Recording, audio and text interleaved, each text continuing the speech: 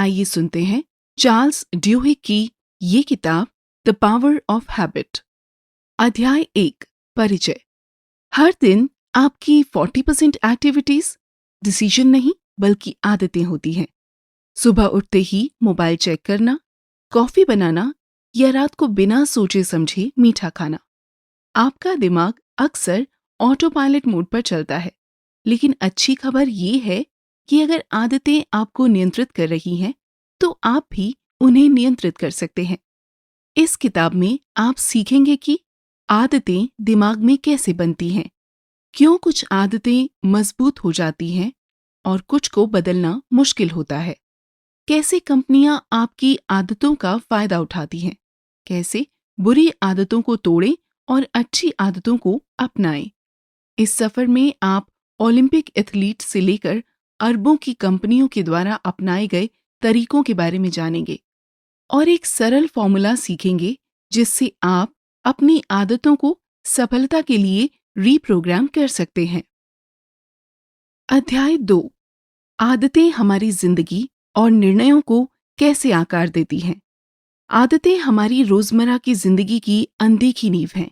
Studies से पता चलता है कि हमारी 40% दैनिक क्रियाएं निर्णय नहीं बल्कि आदतें होती हैं। ऐसे ऑटोमेटिक व्यवहार जिन्हें हमारा दिमाग बिना किसी विशेष मेहनत के करता है।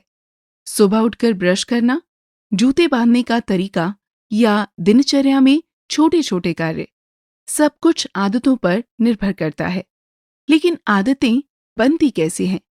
हमारा दिमाग एनर्जी बचाने के लिए ऑटोमेटिक प्रोसेस बनाता है। जब हम कोई नया काम सीखते हैं, तब हमें सोचने और निर्णय लेने में मेहनत करनी पड़ती है। लेकिन जब वही काम बार बार दोहराया जाता है, तो हमारा दिमाग उसे आदत के रूप में सेव कर लेता है, जिससे हम उसे बिना सोचे समझे करने लगते हैं। ये ऊर्जा बचाने में मदद करता है, लेकिन अगर बुरी आदतें बन जाएं, तो हमें उनसे छुटकारा पाना मुश्किल हो जाता है। अमेरिकी सेना इसका एक बेहतरीन उदाहरण है। सैनिकों को इस तरह से सिखाया जाता है कि वे खतरनाक परिस्थितियों में बिना सोचे समझे तुरंत जवाब दे सकें। इसी प्रकार हमारी रोज की आदतें भी हमें सफल बना सकती हैं या असफलता की ओर ले जा सकती हैं। लेखक कहते हैं कि किसी आदत को बदलना आसान नहीं होता, लेकिन ये संभव है। व्यक्तिगत आदतें हमारे जीवन में सक्सेस या फेलियर को तैयार कर सकती हैं। उदाहरण के लिए 2 छात्र लें, एक जो हमेशा टाल मटोल करता है और दूसरा जो नियमित रूप से पढ़ाई करता है। धीरे धीरे उनकी आदतें बड़े प्रभाव डालती हैं और उनके भविष्य को आकार देती हैं। स्टैनफोर्ड मार्शमैलो एक्सपेरिमेंट के अनुसार जो बच्चे अपनी इच्छाओं पर काबू पा सकते हैं और धैर्य रखते हैं, वे जीवन में अधिक सफल होते हैं। उनके स्कूल ग्रेड बेहतर होते हैं और वे भविष्य में अधिक अनुशासित होते हैं। आदतों का प्रभाव सिर्फ व्यक्तियों तक सीमित नहीं है। ऑर्गेनाइजेशंस और समाज भी आदतें विकसित करते हैं। किसी कंपनी की ग्राहक सेवा का तरीका, किसी अस्पताल की रोज की प्रक्रियाएं या किसी खेल टीम के नियम, सब हैबिट्स का हिस्सा हैं। कुछ आदतें प्रोडक्टिविटी बढ़ाती हैं, जबकि कुछ कार्यों में लापरवाही और असफलता का कारण बनती हैं। अच्छी खबर ये है कि आदतें पहचानी और बदली जा सकती हैं। सबसे पहला कदम ये समझना है कि हमारे व्यवहार दिमाग में गहराई से जड़ें जमा चुके लूप से संचारित होते हैं। जब हम इस प्रक्रिया को समझ जाते हैं, तब हम अपनी आदतों पर नियंत्रण पा सकते हैं। अगले अध्याय में आप सीखेंगे कि दिमाग में आदतें कैसे बनती हैं और उन्हें तोड़ना इतना मुश्किल क्यों होता है। अध्याय 3 दिमाग में आदतें कैसे बनती हैं। अगर हमें अपनी आदतों को बदलना है, तो सबसे पहले ये समझना जरूरी है कि वे न्यूरोलॉजिकल स्तर पर कैसे काम करती हैं। हर आदत 3 चरणों की एक प्रक्रिया से गुजरती है, जिसे हैबिट लूप कहा जाता है। 1 संकेत यानी क्यू, वो ट्रिगर जो दिमाग को आदत शुरू करने का संकेत देता है। 2 रूटीन, वो वास्तविक क्रिया जो संकेत के बाद होती है। 3. इनाम यानी रिवॉर्ड, वो लाभ जो आदत को मजबूत करता है और इसे दोहराने के लिए उत्साहित करता है।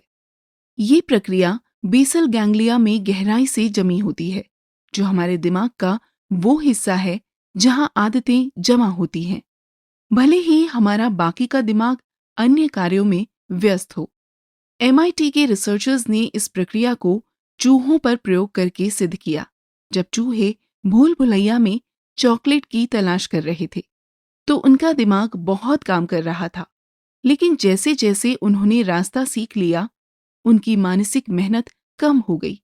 इसका अर्थ था कि ये प्रक्रिया अब ऑटोमेटिक बन चुकी थी। दिमाग कई क्रियाओं को एक ऑटोमेटिक रूटीन में बदल देता है, जिसे चंकिंग कहा जाता है। आदतें तोड़ना इतना कठिन क्यों होता है? एक बार आदत बनने के बाद दिमाग उस पर पूरी तरह से ध्यान देना बंद कर देता है। यही कारण है कि अच्छी और बुरी दोनों आदतों को बदलना कठिन होता है। भले ही हम आदत छोड़ने की कोशिश करें, दिमाग में बनी न्यूरल पाथवे बनी रहती हैं, जिससे फिर से उसी आदत में लौटने का खतरा हमेशा बना रहता है। यूजीन पॉली का मामला इसका स्पष्ट उदाहरण है। गंभीर दिमागी चोट के बाद वे अपने घर का पता याद नहीं रख सकते थे, लेकिन फिर भी बिना सोचे समझे रसोई में जाकर खाना निकाल सकते थे। ऐसा इसलिए हुआ क्योंकि उनकी आदत से जुड़ी मेमोरी बरकरार थी, जबकि उनकी सामान्य मेमोरी समाप्त हो चुकी थी। इससे पता चलता है कि आदतें कितनी गहराई से जमी होती हैं और क्यों वे हमारी सोच समझ से भी बाहर हो सकती हैं। इसी कारण से जब एक स्मोकर लाइटर देखता है तो उसे सिगरेट पीने की इच्छा होती है, या जब हमारे फोन का नोटिफिकेशन बजता है तो हम उसे देखने के लिए उत्सुक हो जाते हैं।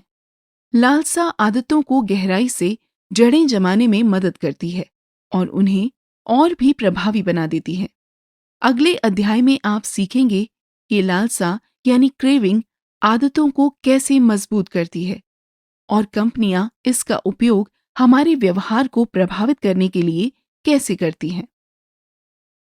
अध्याय 4, लालसा, आदतों को मजबूत बनाने वाली शक्ति। लालसा यानी क्रेविंग वो छुपी हुई शक्ति है जो आदतों को बेहद प्रभावी बनाती है। अगर लालसा ना हो तो आदतें इतनी शक्तिशाली नहीं होती और उन्हें बदलना आसान हो जाता है। ये इसलिए होता है क्योंकि लालसा अपेक्षा यानी एंटिसिपेशन उत्पन्न करती है। दिमाग में इनाम पाने की उम्मीद जो हमें बार बार वही कार्य दोहराने के लिए उत्साहित करती है। कैसे लालसा आदतों को शक्तिशाली लूप में बदल देती है? 1990 के दशक में न्यूरोसाइंटिस्ट वोल्फ्राम शुल्ज ने बंदरों पर एक प्रयोग किया ताकि ये समझा जा सके कि आदतें कैसे बनती हैं। इस प्रयोग में एक जूलियो नामक बंदर को ये सिखाया गया कि जब भी स्क्रीन पर एक विशेष आकृति दिखाई दे तो वो एक लीवर खींचे। अगर उसने सही समय पर लीवर खींचा तो उसे ब्लैकबेरी जूस इनाम के रूप में मिलता, जिसे वो बहुत पसंद करता था। शुरुआत में जूलियो का दिमाग केवल तब उत्साहित होता जब उसे जूस मिलता, लेकिन कई बार प्रैक्टिस करने के बाद एक दिलचस्प बदलाव देखा गया। अब जैसे ही वो आकृति स्क्रीन पर आती, जूलियो के दिमाग की गतिविधि पहले ही बढ़ जाती। इस प्रयोग से पता चला कि इनाम यानी रिवॉर्ड की अपेक्षा करने से पहले ही दिमाग लालसा विकसित कर लेता है।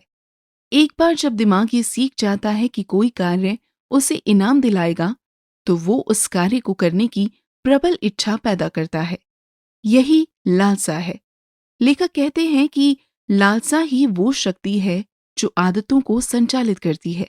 इसके बिना कोई आदत लंबे समय तक नहीं टिक सकती। बुरी आदतें छोड़ना इतना मुश्किल क्यों होता है?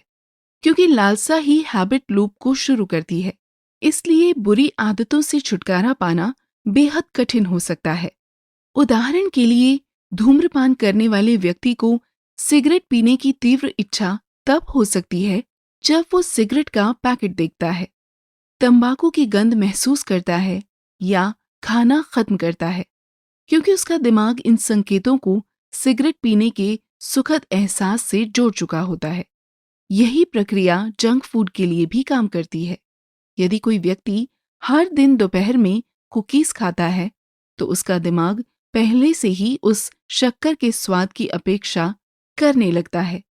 भले ही वो कुकी न खाने का निर्णय ले, फिर भी उसका दिमाग उसी समय उस मीठे इनाम के लिए लालसा महसूस करेगा। कंपनियां लालसा का उपयोग कैसे करती हैं? व्यवसायों ने आदतों को मजबूत करने के लिए लालसा का उपयोग करना अच्छी तरह सीख लिया है। क्लॉड हॉपकिंस, जो एक प्रसिद्ध विज्ञापन विशेषज्ञ थे, ने पेप्सोडेंट टूथपेस्ट को लोकप्रिय बनाने के लिए उसमें वो झंझनाहट या टिंगलिंग सेंसेशन जोड़ी, जिसे अब हम टूथपेस्ट का एक सामान्य गुण मानते हैं। दरअसल ये ताजगी दांतों की सफाई में कोई भूमिका नहीं निभाती, लेकिन इसे इसलिए जोड़ा गया ताकि लोग इसे सफाई का संकेत माने और इसका उपयोग करना आवश्यक महसूस करें। लोगों को ये ताजगी महसूस ना हो तो उन्हें लगेगा कि उनके दांत साफ नहीं हुए।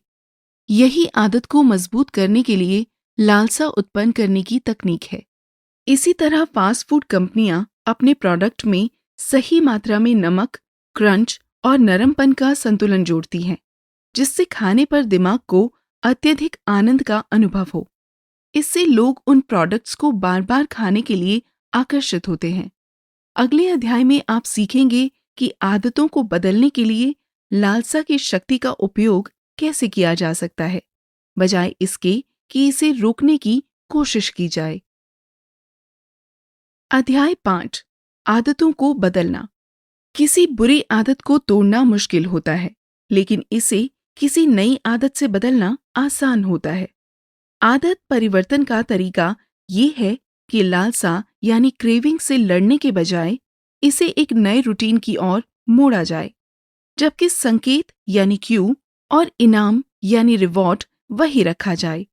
इसे आदत परिवर्तन का गोल्डन रूल कहा जाता है। कैसे काम करता है आदत बदलना?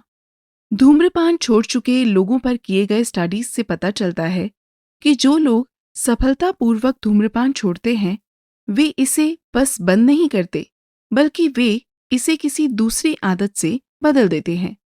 कुछ लोग च्युइंगम चबाते हैं, कुछ व्यायाम करते हैं और कुछ गहरी सांस लेते हैं जब उन्हें सिगरेट पीने की इच्छा होती है। रिसर्चेस से पता चलता है कि शराबी सिर्फ नशे के लिए नहीं पीते, बल्कि वे आराम और सामाजिक संपर्क की लालसा रखते हैं, जो शराब पीने से मिलता है। एए नामक शराब छुड़ाने वाला ग्रुप इस रूटीन को बदलकर मीटिंग्स, मेंटरशिप और ग्रुप सपोर्ट प्रदान करता है, जो उसी लालसा को एक नए तरीके से पूरा करता है। हालांकि सिर्फ आदत बदलना पर्याप्त नहीं होता। एक एए सदस्यों पर किए गए अध्ययन में पाया गया कि कई लोग लंबे समय तक शराब से दूर रहे, लेकिन जब वे किसी बड़ी प्रॉब्लम में आए, जैसे परिवार में किसी की मृत्यु या नौकरी छूटना, तो वे फिर से अपनी पुरानी आदतों में लौट आए। इसका मतलब ये है कि किसी भी आदत को स्थायी रूप से बदलने के लिए एक और महत्वपूर्ण चीज आवश्यक है, विश्वास। विश्वास धार्मिक होना जरूरी नहीं, लेकिन ये इतना मजबूत होना चाहिए कि जब आपका दिमाग पुराने पैटर्न में लौटने की कोशिश करे, तो ये उसे रोक सके। यही कारण है कि एए और इसी तरह के कार्यक्रम व्यक्तिगत विश्वास और सामुदायिक समर्थन पर जोर देते हैं। जब लोग ये मानने लगते हैं कि वे बदल सकते हैं और जब उनके आसपास ऐसे लोग होते हैं जो इस विश्वास को मजबूत करते हैं, तो उनकी सफलता की संभावना कई गुना बढ़ जाती है। अपनी आदत को बदलने की योजना कैसे बनाएं? यदि आप किसी आदत को बदलना चाहते हैं, तो इन स्टेप्स का पालन करें। 1. आदत लूप की पहचान करें। अपने संकेत यानी क्यू, रूटीन और इनाम यानी रिवॉर्ड को समझें। 2. एक नया रूटीन खोजें। ऐसा व्यवहार चुनें जो वही इनाम प्रदान करे। 3. चुनौतियों के लिए तैयारी करें। उन तनावपूर्ण परिस्थितियों को पहचानें जो आपको दोबारा पुरानी आदत में धकेल सकती हैं। 4. अपने विश्वास को मजबूत करें। एक सपोर्ट ग्रुप या व्यक्तिगत मोटिवेशन खोजें जो आपको बदलाव करने की शक्ति दे। आदत परिवर्तन केवल इच्छा शक्ति यानी विल पावर पर निर्भर नहीं करता, बल्कि ये उन गहरी प्रक्रियाओं को समझने और उनके अनुसार कार्य करने पर आधारित है जो हमारे व्यवहार को संचालित करती हैं। अगले अध्याय में आप सीखेंगे कि कैसे कीस्टोन आदतें छोटे छोटे बदलावों से बड़े स्तर पर प्रभाव डाल सकती हैं और लोगों में पॉजिटिव बदलाव ला सकती हैं। अध्याय 6, कीस्टोन आदतों और छोटे बदलावों की शक्ति। सभी आदतें समान नहीं होती। कुछ आदतें, जिन्हें कीस्टोन आदतें कहा जाता है, अन्य की तुलना में अधिक प्रभावशाली होती हैं, क्योंकि वे चेन रिएक्शन उत्पन्न करती हैं जो जीवन के कई क्षेत्रों को प्रभावित कर सकती हैं। सही कीस्टोन आदतों की पहचान और परिवर्तन करने से व्यक्तिगत और ऑर्गेनाइजेशन स्तर पर बड़ा बदलाव लाया जा सकता है। कीस्टोन आदतें क्या होती हैं? कीस्टोन आदतें वे व्यवहार हैं जो बदले जाने पर अन्य आदतों को भी पॉजिटिव तरीके से प्रभावित करती हैं। रिसर्च से पता चला है कि जब लोग एक भी अच्छी कीस्टोन आदत अपनाते हैं, जैसे कि नियमित रूप से व्यायाम करना या फूड जर्नल रखना, तो वे अन्य क्षेत्रों में भी अनएक्सपेक्टेड लाभ महसूस करते हैं, जैसे कि स्वस्थ आहार अपनाना, बेहतर नींद लेना और अधिक प्रोडक्टिव बनना। मोटापे और आदत परिवर्तन पर किए गए एक स्टडी में पाया गया कि जब लोगों को केवल 6 हफ्तों तक भोजन का रिकॉर्ड रखने के लिए कहा गया, बिना किसी डाइटिंग के निर्देश के, तो वे अपने आप ही बेहतर खाना खाने लगे। सिर्फ ये लिखने से कि वे क्या खा रहे हैं, उनके खाने की आदतें स्वाभाविक रूप से अधिक संतुलित हो गई। इसी प्रकार ऑर्गेनाइजेशंस भी कीस्टोन आदतों का फायदा उठाती हैं। जब पॉल ओनील ने 1987 में अल्कोआ के सीईओ का पद संभाला, तो उन्होंने मुनाफे पर ध्यान देने के बजाय वर्कप्लेस सेफ्टी को प्राथमिकता दी। कर्मचारियों को किसी भी सुरक्षा जोखिम की रिपोर्ट तुरंत देने के लिए कहा गया। ये छोटा सा बदलाव अल्कोआ के पूरे कल्चर को बदलने में मददगार साबित हुआ, जिससे बेहतर कम्युनिकेशन, अधिक कुशलता और अंततः कंपनी के लाभ में भारी वृद्धि हुई। छोटे बदलाव यानी स्मॉल विंस क्यों महत्वपूर्ण होते हैं? बड़े बदलाव मुश्किल लग सकते हैं, लेकिन छोटे छोटे बदलाव आत्मविश्वास बढ़ाते हैं और बड़े स्तर पर बदलाव को संभव बनाते हैं।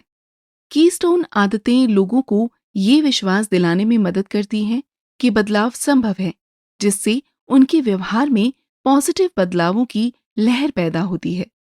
इसका एक बेहतरीन उदाहरण स्टैनफोर्ड मार्शमैलो प्रयोग यानी एक्सपेरिमेंट है।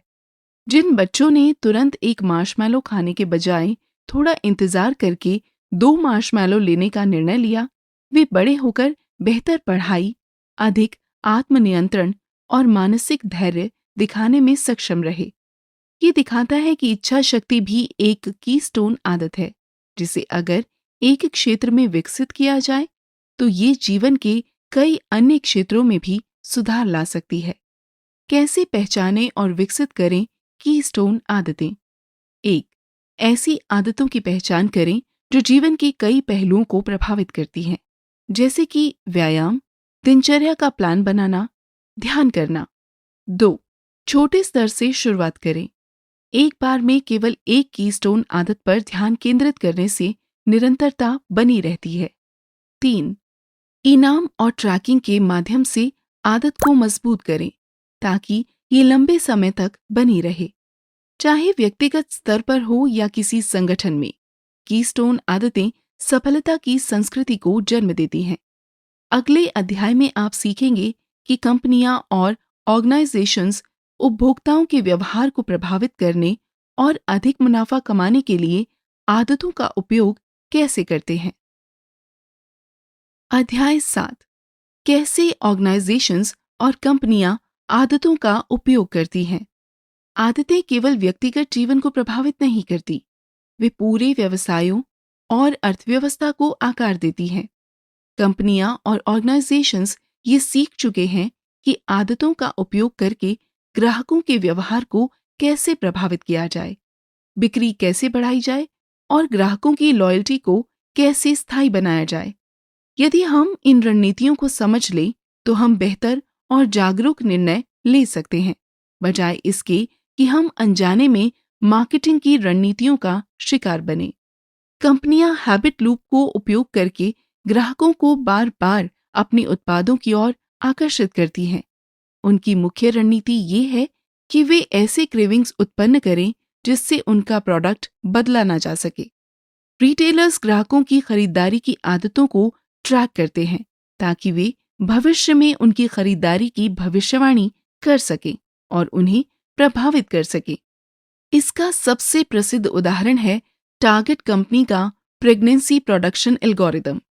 टारगेट के डेटा वैज्ञानिकों ने एक खोज की कि गर्भवती महिलाएं नई खरीदारी की आदतें विकसित करती हैं। उन्होंने पाया कि यदि कोई महिला बिना सुगंध वाला लोशन यानी अनसेंटेड लोशन या प्रीनेटल विटामिन खरीद रही है तो वो संभवतः गर्भवती हो सकती है। टारगेट ने इन पैटर्न्स का उपयोग करके गर्भावस्था की भविष्यवाणी करनी शुरू कर दी। कई बार तो महिला के परिवार को उससे पहले ही पता लग जाता था। ये उदाहरण दिखाता है कि आदत ट्रैकिंग कितनी शक्तिशाली हो सकती है। कंपनियां केवल उपभोक्ता व्यवहार का जवाब नहीं दे रही, बल्कि वे इसे बदल भी रही हैं। मार्केटिंग से प्रभावित होने से कैसे बचें? क्योंकि कंपनियां जानबूझकर उपभोक्ताओं की आदतों का शोषण करती हैं। आप इन तरीकों से अपने व्यवहार को नियंत्रित कर सकते हैं। 1. अपने ट्रिगर्स को पहचानें। ये समझें कि कंपनियां कैसे विजुअल्स और सेंट्स का उपयोग करके लालसा उत्पन्न करती हैं। 2. खरीदारी करने से पहले रुकें। कंपनियां तुरंत निर्णय लेने पर निर्भर करती हैं। बस थोड़ा इंतजार करने से आदत लूप टूट सकता है। 3. अपनी खरीदारी की आदतों को ट्रैक करें। ये जानना कि आप कहाँ और कैसे पैसा खर्च कर रहे हैं अनावश्यक खरीदारी को कम कर सकता है। जब हम ये समझते हैं कि कंपनियां हमारी आदतों का उपयोग कैसे कर रही हैं, तो हम अधिक जागरूक और नियंत्रित निर्णय ले सकते हैं, बजाय इसके कि हम मार्केटिंग के जाल में फंस जाएं। अगले अध्याय में आप सीखेंगे कि कैसे आदतें सामाजिक आंदोलनों और बड़े पैमाने पर परिवर्तन को संचालित करती हैं। अध्याय 8 कैसे आदतें सामाजिक आंदोलनों और बड़े पैमाने पर परिवर्तन को संचालित करती हैं। आदतें केवल व्यक्तियों और व्यवसायों को ही प्रभावित नहीं करती, वे सामाजिक आंदोलनों और बड़े पैमाने पर बदलावों को भी प्रेरित करती हैं। इतिहास गवाह है कि क्रांतियां, नागरिक अधिकार आंदोलन और प्रमुख सांस्कृतिक परिवर्तन अक्सर व्यक्तिगत और सामूहिक आदतों के एक पैटर्न को फॉलो करते हैं। आदतों के माध्यम से बदलाव का एक बेहतरीन उदाहरण 1955 का मॉन्टगोमरी बस बाइकॉट है, जिसे रोसा पार्क्स द्वारा सीट छोड़ने से इनकार करने के बाद शुरू किया गया था। हालांकि कई लोग सोचते हैं कि रोसा का कदम अचानक उठाया गया था, लेकिन ये वास्तव में सामाजिक आदतों से गहराई से जुड़ा हुआ था। रोसा पहली व्यक्ति नहीं थी जिन्होंने रंगभेद का विरोध किया था, लेकिन उनके सामाजिक संबंधों ने सुनिश्चित किया कि उनकी गिरफ्तारी सामूहिक कार्रवाई के लिए एक प्रेरणा स्रोत बने। सोशियोलॉजिस्ट्स के अनुसार सामाजिक आंदोलनों के 3 प्रमुख फेजेस होते हैं। 1. मजबूत सामाजिक संबंध यानी स्ट्रॉन्ग सोशल टाइज। आंदोलन तब शुरू होते हैं जब करीबी जुड़े हुए लोग एक साथ खड़े होते हैं। रोसा पार्क्स के चर्च समूहों से लेकर पॉलिटिकल संगठनों तक अलग अलग सामाजिक समूहों में गहरे संबंध थे। 2. कमजोर संबंधों के माध्यम से दबाव, peer pressure through weak ties. बड़े सामाजिक नेटवर्क बदलाव को फैलाने में मदद करते हैं। मॉन्टगोमरी बस बायकॉट में लोग केवल इसलिए शामिल नहीं हुए क्योंकि वे सीधे प्रभावित हुए थे, बल्कि इसलिए भी क्योंकि उनके जानने वाले इसमें भाग ले रहे थे। ये पॉजिटिव सामाजिक दबाव आंदोलन को विस्तार देने में सहायक बना। 3. नई आदतें और समूह पहचान यानी new habits and group identity. आंदोलन तभी सफल होते हैं जब नई आदतों का निर्माण होता है। मॉन्टगोमरी में चर्च मीटिंग्स, सामुदायिक सभाएं और कारपूल सिस्टम आंदोलन का रोजमर्रा का हिस्सा बन गए, जिससे ये अपने आप चलने वाला बन गया। जैसे व्यक्तिगत आदत परिवर्तन के लिए विश्वास आवश्यक होता है, वैसे ही बड़े पैमाने पर सामाजिक परिवर्तन के लिए भी लोगों को ये मानना होगा कि वे किसी बड़े उद्देश्य का हिस्सा हैं। Doctor Martin Luther king junior ने इस विश्वास को अपने अहिंसक प्रतिरोध यानी नॉन वायलेंट रेजिस्टेंस और एकता के संदेश से मजबूत किया। उन्होंने भावनात्मक रूप से लोगों को आंदोलन से जोड़ा, जिससे वे कठिनाइयों के बावजूद इसमें डटे रहे। कैसे इन सिद्धांतों का उपयोग व्यक्तिगत बदलाव के लिए किया जाए? वही सिद्धांत जो सामाजिक आंदोलनों को संचालित करते हैं, व्यक्तिगत परिवर्तन के लिए भी लागू हो सकते हैं। एक, पॉजिटिव और सहायक लोगों के साथ समय बिताएं। मजबूत सामाजिक संबंध आदत परिवर्तन को बनाए रखने में मदद करते हैं। 2, बदलाव की अपनी क्षमता में विश्वास बनाए रखें। चाहे व्यक्तिगत हो या सामाजिक, परिवर्तन के लिए विश्वास और कंसिस्टेंसी आवश्यक है। अध्याय 9, सारांश। आदतें केवल व्यक्तिगत नहीं होती, वे समुदायों, व्यवसायों और समाजों को परिभाषित करती हैं। यदि हम उन्हें समझें और नियंत्रित करें, तो हम छोटे और बड़े दोनों स्तरों पर सार्थक बदलाव ला सकते हैं। आपकी आदतें तय करती हैं कि आप सफल होंगे या असफल, सेहतमंद रहेंगे या बीमार, खुश रहेंगे या निराश। अच्छी खबर, आप इन्हें बदल सकते हैं। 1, आदत लूप को पहचानें। संकेत, रूटीन, इनाम। 2, रूटीन बदलें लेकिन संकेत और इनाम वही रखें। 3, कीस्टोन आदतों पर फोकस करें, जैसे एक्सरसाइज, जर्नलिंग, जो आपके पूरे जीवन को बदल सकती है। 4, ऐसे लोगों के साथ रहें जो आपकी अच्छी आदतों को सपोर्ट करें। बड़े बदलाव छोटे जीत यानी स्मॉल विंस से शुरू होते हैं। सेहतमंद खाना चाहते हैं, हर सुबह एक ग्लास पानी पिएं। ज्यादा प्रोडक्टिव बनना चाहते हैं, हर दिन अपना बिस्तर ठीक करें। ये अनुशासन को बढ़ाता है। आप अपनी आदतें नहीं हैं, बल्कि आप वही हैं जो आप अगली बार करने वाले हैं। तो आज आप कौन सी आदत बदलने जा रहे हैं? तो आप सुन रहे थे द पावर ऑफ हैबिट, जिसके लेखक हैं चार्ल्स ड्यूहिक। ये समरी आपको कैसी लगी? इस पर अपने सुझाव, परेशानियां या किसी नई समरी को ऐड करने के लिए हमें कॉन्टैक्ट अस से संदेश भेजें। तब तक के लिए सुनते रहिए और हर रोज आगे बढ़ते रहिए।